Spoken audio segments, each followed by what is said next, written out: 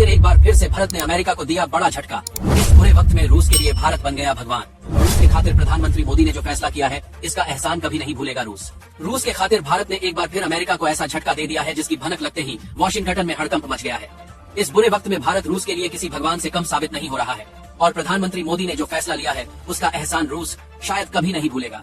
दुनिया हैरान है कि आखिर मोदी अमेरिका से डरते क्यों नहीं है, बल्कि सच्चाई ये है कि मोदी नाम ही इतना भारी है कि सुपर पावर तक ठिठक कर सोचने पर मजबूर हो जाती है।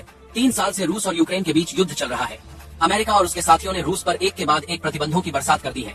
यूरोप और नाटो देश रूस का पूरा आर्थिक नाकाबंदी करने में लगे हैं।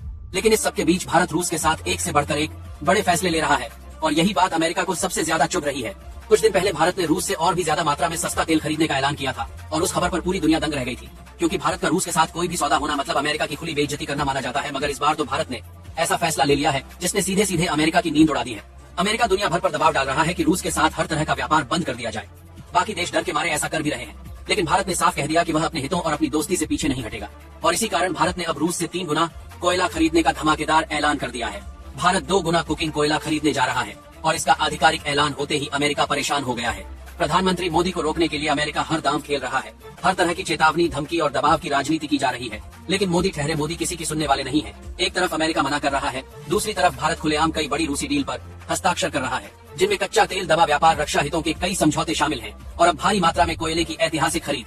अमेरिका ने भारत को कई बार धमकी दी है कि रूस से दूर रहो वरना इसके नतीजे भुगतने पड़ेंगे, लेकिन भारत ने हर धमकी को हवा में उड़ा दिया और अपने दोस्त रूस के लिए अमेरिका के हर फरमान को अनसुना कर दिया। यह अमेरिका को खुली चुनौती देना है और मोदी ये चुनौती देकर दुनिया को यह दिखा रहे हैं कि भारत अब किसी का पिछलग्गू नहीं। भारत खुद फैसले लेता है और अपनी गद्दी पर बैठा नेता किसी से डरता नहीं। अब सबसे बड़ा सवाल उठ रहा है कि आखिर भारत ऐसा क्यों कर रहा है? क्यों अमेरिका से दुश्मनी मोल लेकर रूस को इतना बड़ा फायदा दे रहा है? इसका जवाब इतिहास में छुपा है।